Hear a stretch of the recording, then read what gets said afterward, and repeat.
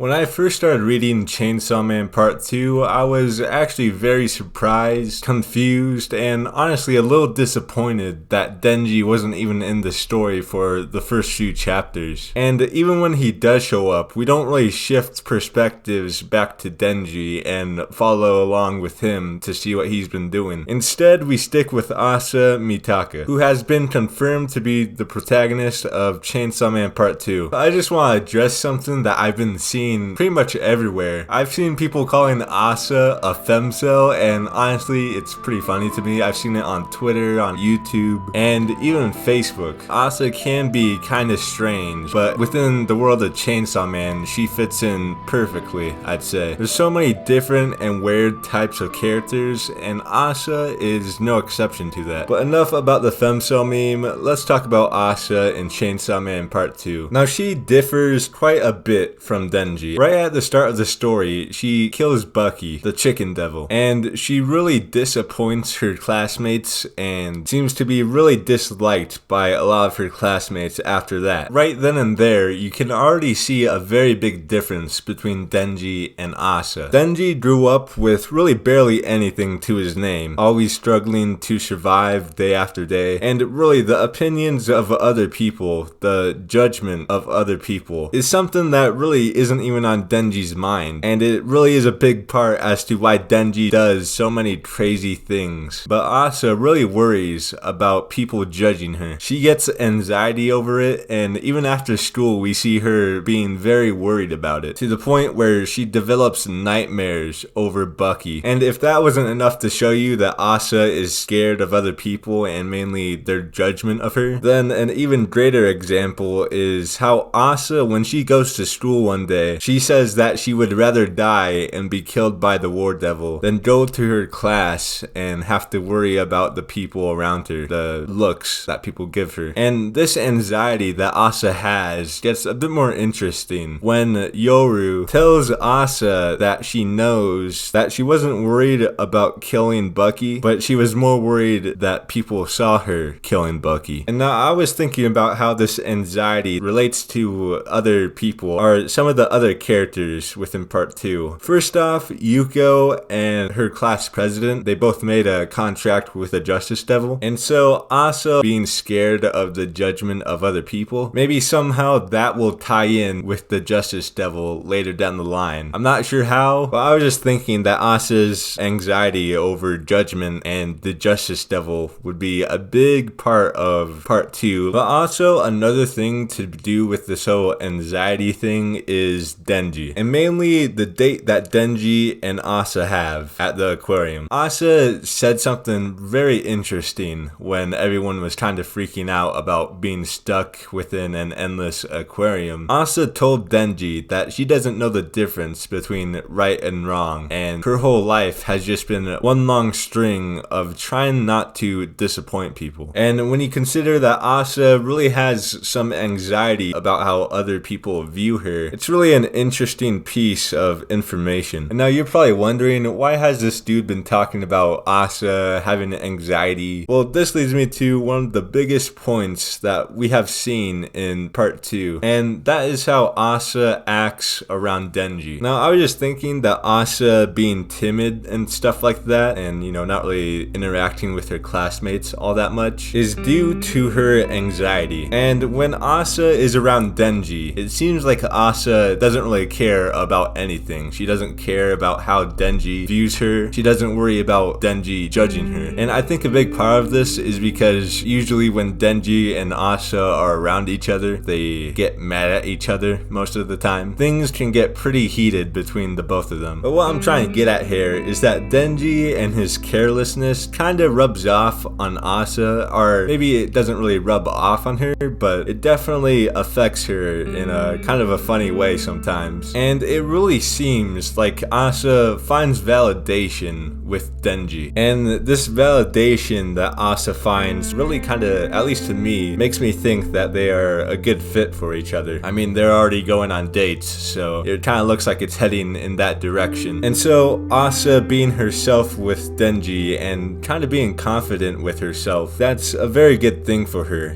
Her just being with Denji, I think that's really gonna change her a lot, and it might be the key to, kind of giving her a more healthy mental state where she doesn't have to worry about being anxious over other people's opinions. And as immature as Denji can be, I think, them being together is a very nice thing for the both of them. Now, Asa being the new protagonist of Chainsaw Man, it's a very crazy thing to do. When I saw that the focus wasn't completely put on Denji, I was kind of disappointed. And maybe you felt the same way too, but I think this is where I could have a bit more patience with Chainsaw Man Part 2 and really just let Fujimoto cook. I really think Fujimoto knows what he's doing with having Asa as the new protagonist, and I believe we'll be seeing more and more of, Denji's life and how he's changed through Asa's perspective. I mean, just on their first date in the aquarium, we saw that Denji told Asa about how he has a little sister and he's taking care of her and saving up money for her to go to college. It was a very,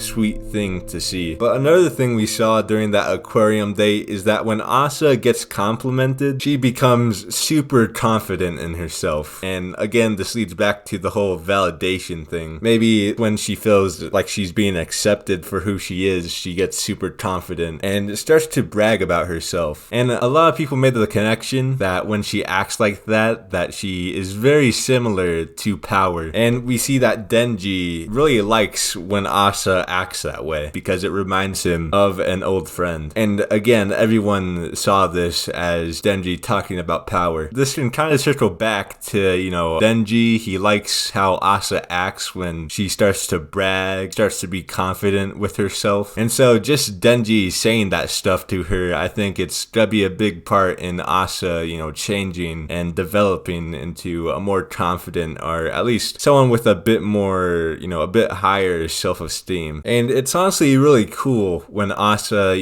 starts to brim with confidence. She starts to think a bit more clearly about things. She stops being anxious about, stuff that doesn't really matter. And we see that when she makes the aquarium spare right after being complimented by Denji. She's able to come up with a plan of turning the aquarium into a spare and actually ends up defeating the Eternity Devil. And it really just shows that a key thing that Asa needs is not only validation, but mainly confidence in herself, because she can do some very great and honestly awesome things when she does have confidence. And that's something that I really like that is shown through her character. Now, although Asa is, the protagonist of Part 2, I kind of think that Denji, he's gonna get the Deuteragonist treatment. And if you don't know what that is, it's basically the second most important character in a story. And so, although, a lot of focus is gonna be put on Asa, I think there's also going to be just as much focus put on Denji. Maybe a little bit less, but yeah, I think he's definitely gonna be very important. I mean, he kind of has to be, especially because he's Chainsaw Man. And so I really think Fujimoto is going to be able to show us, a lot of Denji's development from Part 1 by seeing all that through Asa's perspective. And maybe we'll start to learn more about how Denji feels about his past and, all the stuff he went through in Part 1. Maybe by Denji talking to Asa about it. I think that would be a very interesting thing that could happen. Because,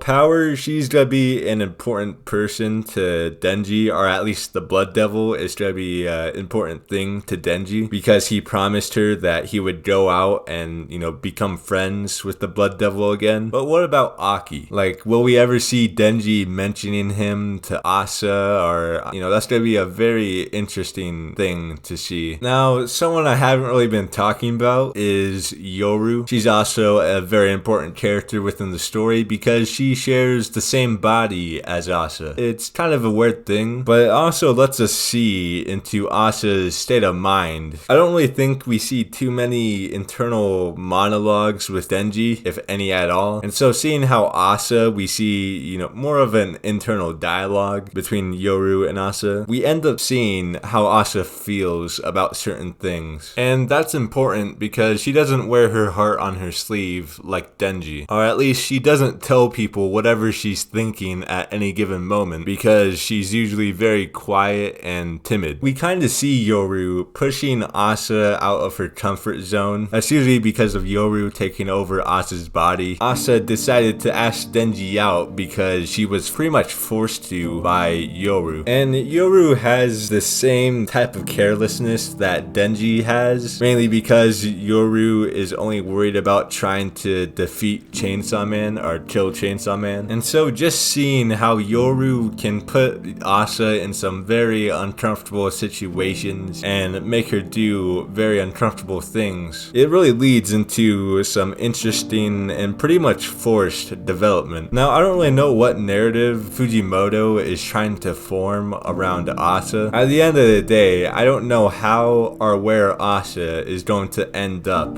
at the end of part 2, or at the end of Chainsaw Man. I didn't really have some super deep or compelling point to make in this video, but if you were to take away something, I guess it would be that Asa is a very intriguing main character. She's very different compared to every other protagonist out there. Just the fact that she's a girl, it's probably not something you see all that often with, protagonists, at least in shonen. But she also suffers from anxiety. She really worries a lot about what other people think about her, other people's opinions about her. It's a pretty big part of her character, and how she finds validation and acceptance with Denji, it really makes them a good fit for each other. And seeing how she shares the body of Yoru, a horseman of the apocalypse and someone who is out to kill Chainsaw Man, it really just shows that Fujimoto knows how to set up some very crazy situations for his protagonists. Part 2 has really done a great job of wanting me to see more of how Denji and Asa interact, and also how Asa is gonna have to live with Yoru, the war devil. Like I said, I don't know how or where Asa is going to end up at the end of Chainsaw Man, but I have a pretty big feeling that Fujimoto is going to find a way to play upon Asa's anxiety. Now, I know I haven't really been talking about Yuko's and Asa's friendship at the beginning of part 2, but that's because I also have another video on that. If you haven't seen that, go check it out. I also just want to say that this is a topic that I definitely want to come back to in the future, because hindsight is 2020, and I really think that we're going to be seeing some interesting development with Asa, and I really know Fujimoto can make Asa into a much more crazier and interesting character than just the stuff I've talked about here. So I'm really interested in seeing how she's going to turn out. But that's the end of the video, so thanks for watching, see you in the next one, and peace.